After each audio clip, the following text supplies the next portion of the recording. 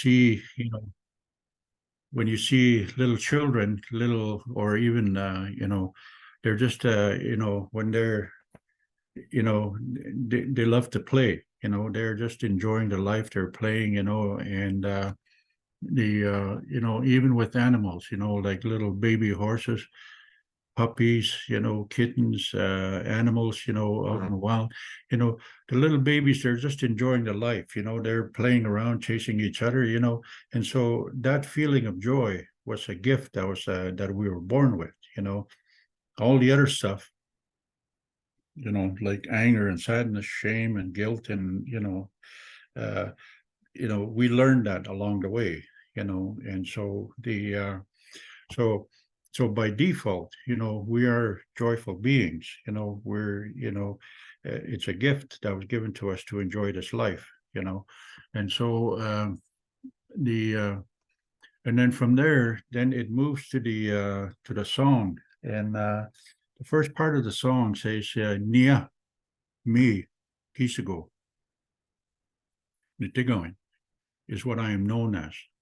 So I am known in that song. It says, "I am known as a spiritual being," and so and so who knows us as spiritual beings, And so I asked myself that question for a long time, and the only conclusion that I can come up that I can that kind of satisfies my search is that where we come from, we're known as spiritual beings, kisigok.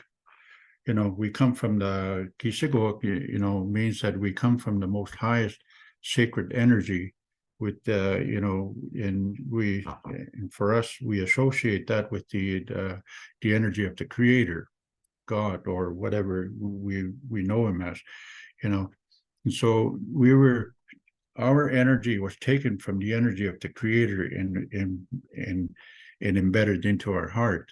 And so from where we come from, with the term achak, coming from the stars or somewhere, is that we're known as a spiritual being inhabiting this physical planet, having a physical existence. And so in the teachings that I do then is that, when I say Nia, means me, Nia means I am, it refers to identity, so so I asked the question, like, is your identity based on your physical being or your spiritual being? And so there's a great difference in that, because our physical being, our ego, when we're done and gone, all that stays. What continues on in the story is that our spiritual energy continues on, and not in a physical form, because we leave our bodies here, and so then, what does it mean then if my identity is based on a spiritual, as a spiritual energy? And so and so my life as a spiritual energy, is how do I influence my life around me? Do I influence it from my place of my ego, or from my place of my spiritual energy?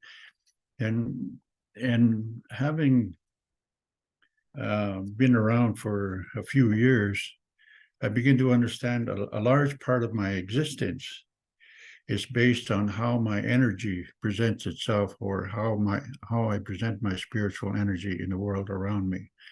And so when my spiritual energy is in really in a state of high vibration, like just a natural feeling of joy is around me. But when I'm in a state of depression, and so, and one of the most important teachings that I find is that in the teachings, it teaches us, you know, in the stories that we hear, the old traditional stories, it tells us how to, I guess, use this energy to create the life that that we have.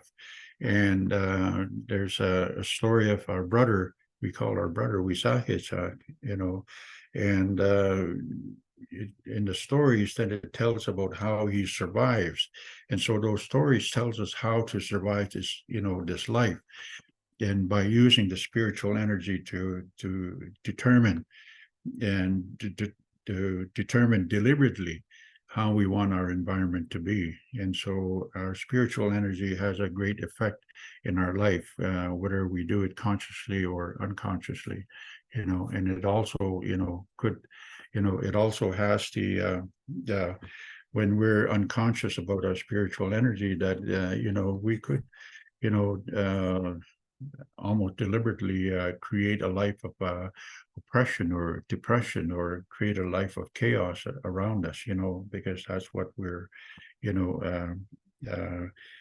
that's the kind of energy that we're concentrating on, you know. And so that's the you know, the story around that, you know, the first verse of that song is a Nia Kisago, you know, in other words, I'm, you know, I am a spiritual being. And that's why, you know, I understand now is that, you know, what we used to call Indian names, you know, what is your Indian name? In other words, what is your spiritual name?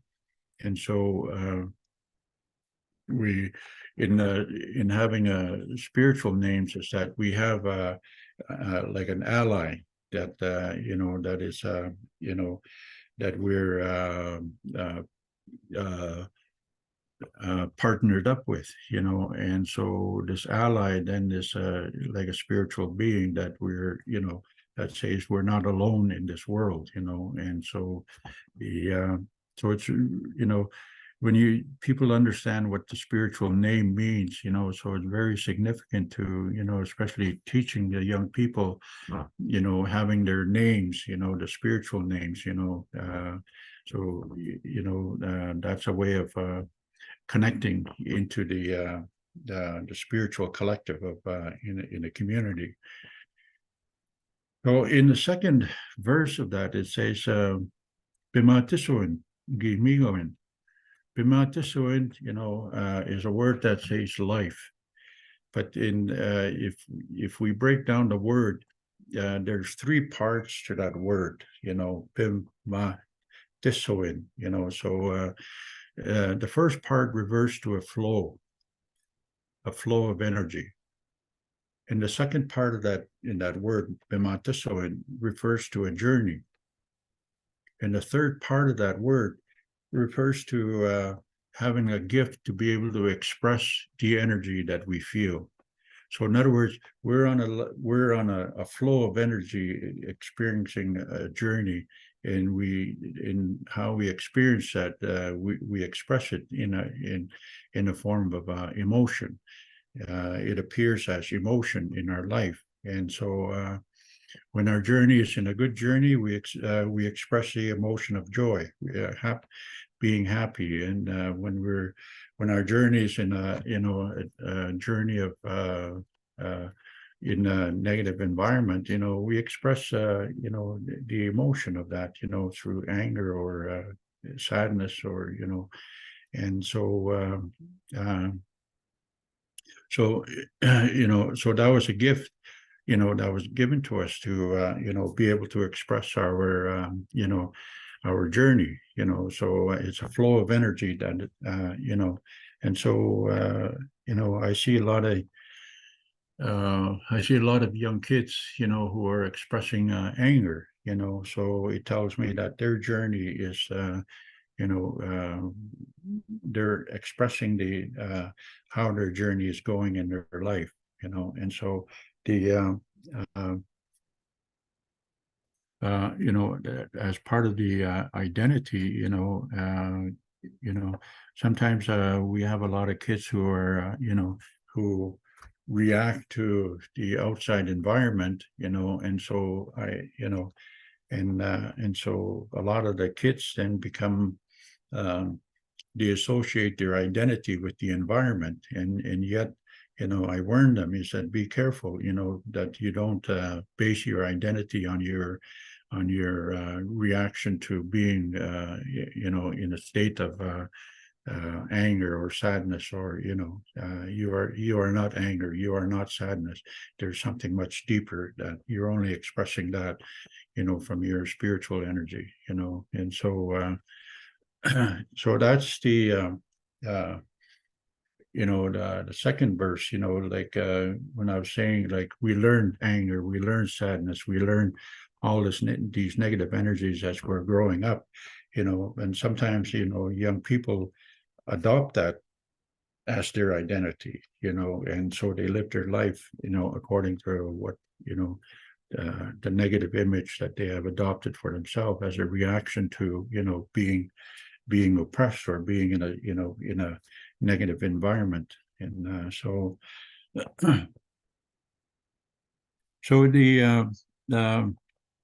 the third verse is that it says Gagi Smogamik gi migoin. Gagi Smogamik gi migoin. Gagi Smogamik refers to a lodge. I used to wonder, I used to see the other denominations, build churches. They built cathedrals, just places of, sacred places. And, and we built lodges, and so, I asked myself, well, what is the most sacred lodge then that we would consider? Of course, the first one that comes to mind is the Sundance Lodge, and but we do many other lodges. We do the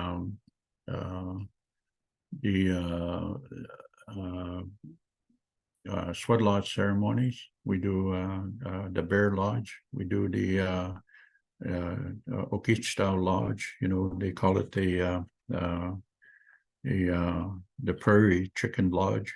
And so there are many, even the Sundance Lodges, there are many different lodges in the Sundance Lodge, and, which, the word Sundance really, it doesn't really refer to, to how we understand the Crier, quote unquote, Sundance Lodge. Really, the name is Thirst Dance Lodge, because people are fasting, through that period, so it's kind of, the word Sundance come from the people down south, because they were doing the Sundance Lodge there, and so all the lodges, subsequently came to be known as Sundance Lodges, but in our tradition, the true word is a Thirst Dance Lodge in Bagwe Smogamik, in other words, it's a fasting, and people fast, normally, like they will during that lodge, they will fast for 4 days, no food and no water for 4 days, and then that's how they do their lodges. Here, in other lodges they do it differently, but that's the one that I do here, and and so and so what do we keep inside a lodge? What do we keep inside a church? When there's a special holy place that is considered the holiest, I guess. In our tradition, in the lodges, where we keep the pipe and where we keep the bundles, are considered the most sacred places. But and so when we say Gagi Smogamik Gimigo, and so I was given a lodge, what does that really mean then? And so what I come to understand of that really is our body, our vessel, is really a lodge, because it contains our spiritual energy. Just like in other lodges where the most sacred items are kept inside the lodge. So this body, you know, this contains the most, you know, the most sacred energy, which is our spirit, you know, and so and so in the teachings then is that you know, we keep our lodges, you know, sacred by, you know, keeping them clean. We don't introduce drugs and alcohol into the lodge, you know.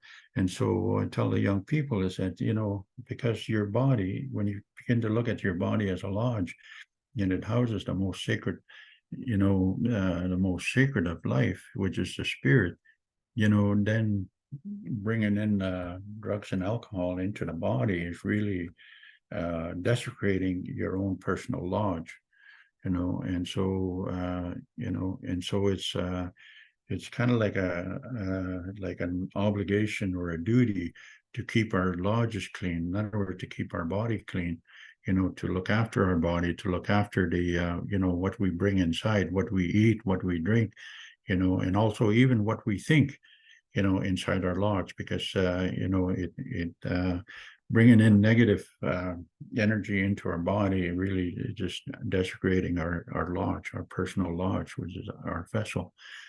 And so you know, then the you know, what we bring into our lodge, you know, like it even in the form of thoughts and words, you know, the we influence, you know, what the energy that comes from the lodge, you know. And so when we're in control of what we bring into our lodge, then we're in control of the energy that comes out of our lodge. And so what I understand this to mean is that the spiritual energy like comes out, and then also the health of our body, the health of our vessel is influenced by what we bring in and how we think, and then also the energy around us, you know, like with people, is influenced by, you know, what the energy is like inside our lodge, you know. And so you know, working with a group of people, you know, like we, you know, we could have our energy, you know, there's, you know, there's only us that knows what we, you know, what's inside our energy, what the energy looks like inside our body, you know. And so when we but we see it on the outside because it affects everything around us on the outside. So we determine our health and our environment by how we feel inside, you know. And so, you know, that's the teaching, you know, you know, around that.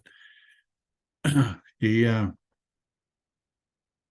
last verse of that song, it says, Kamsak migoa, gi migoen. Kamsak migoa, gi migoen. Is, in other words, it says, the big lodge was given to me as a gift. And, you know, when we built a thirst dance lodge, and the lodge keeper then is ready, and then they move the lodge keeper inside. And then when you move all my stuff inside, and then we get prepared inside, we have everything in place. And after everything is in place, and then I tell the men, you know, you know, and I say, okay, now go call them, because the people who are going to take part in that ceremony are all standing around outside. They're waiting to be called. And so the men go outside and they call them, but they don't call them by name. They say, Bakey wake, Bakey wake. They say, come home now. And so what I understand that is that when, you know, when our time is up, when this vessel can no longer continue, when this body can no longer continue in this physical existence, is that we get called to go home. We get called to go home from where we come from. And then, you know, all our lodges normally face south. the sweat lodge ceremony face south. The what we know as the prairie chicken dance ceremony faces south. The thirst dance lodge faces south, because in our belief then is that we came from the south direction, and then when we leave this earth, when we leave this physical existence, our spiritual energy travels to the south, and to go home. And so in that story, then it says that our energy wasn't brought here to be abandoned over here, to be left over here.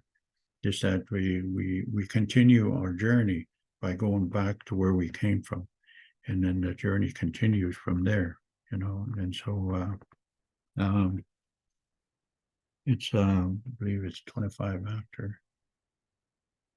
Yeah, 26 after. So so that's the story of the song, and so I do a lot of teaching around that song with people, and to see where they are with their, you know, with their energy, with their personal self, their authentic, their spiritual self, and you know, with their own you know, their own journey, how their journey is going, you know, what is influencing their journey. And a lot of the influence of our journey started when we were children, just growing up, because that's, you know, by the time we're about 7 years old, we have already established the kind of person we're going to be, you know.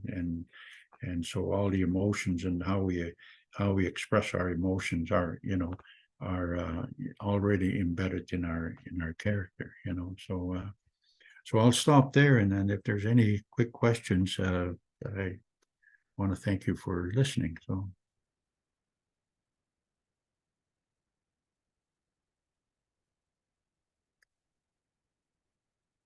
I think I see a lot of in chat here, if I can.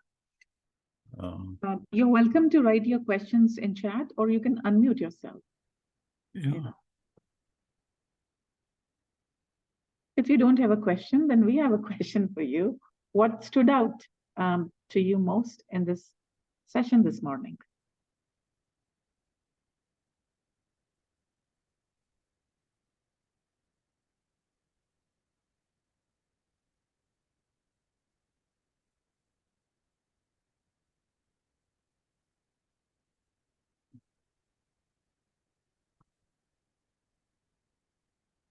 Well, I guess you know, is the story, you make connection to it, or, you know, just want to it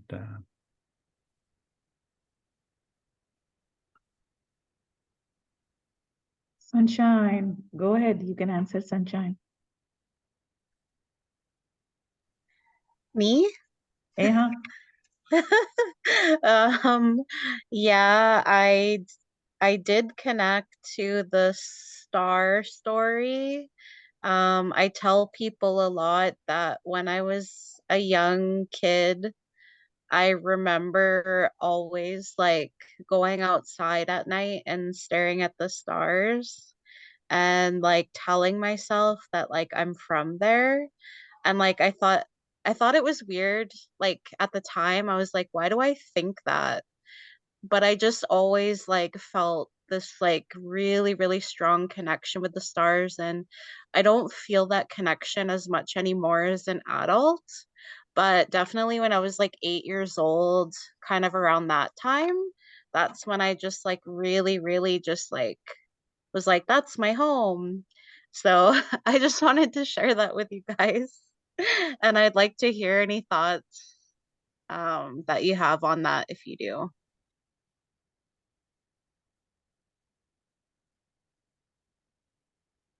You know, well, we're almost out of time, you know. When we say Notawi, you know, Notawi is father, you know, and but it really means that you know, my source of energy, you know, came from the sacred, you know, the most sacred being, which is our creator, you know, when, you know, and but really my source of energy is really part of that energy from the creator.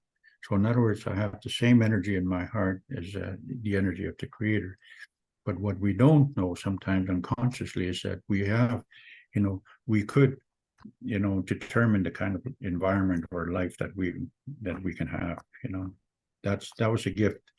You know, we didn't come with any instruction manual when we were born, you know, it was up to us to find that out.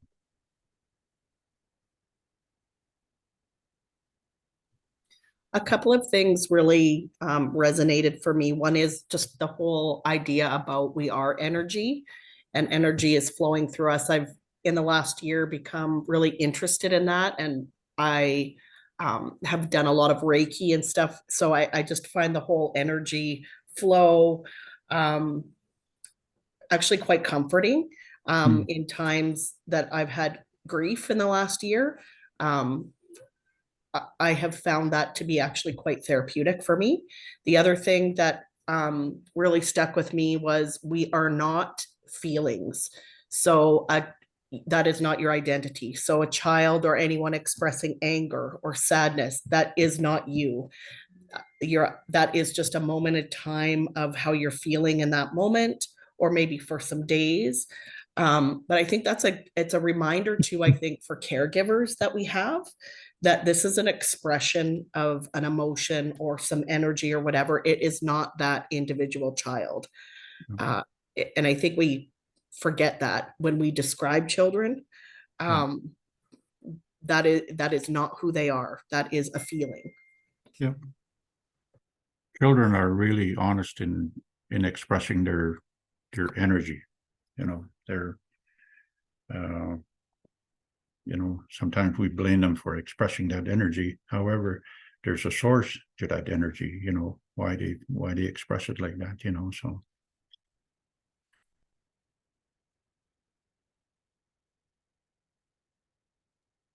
Hi. So, you know, Cree language is a polysynthetic language.